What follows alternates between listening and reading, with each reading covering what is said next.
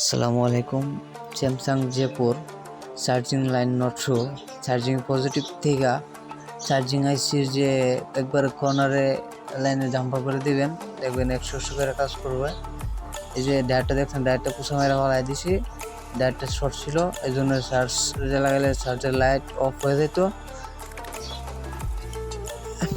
এই যে charging আইসিও short ছিল, চার্জিং আইসি ওটা এর মধ্যে শর্ট করে দিলাম, তারপর আমার কাজটি ওকে হয়ে গেল।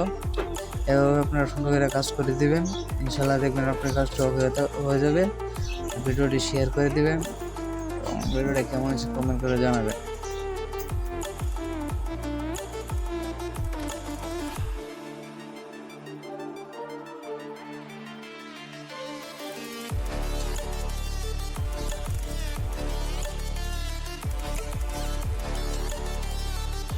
প্রথমত না দেখে শুনে আমরা অন্য কিছু কাজ করে ফেলছি। এই যে দেখতেই পাচ্ছেন, এখানে জ্বালাই ভিডিও দিচ্ছি, তারপরে কাজটা আমার ওকে হয় নাই।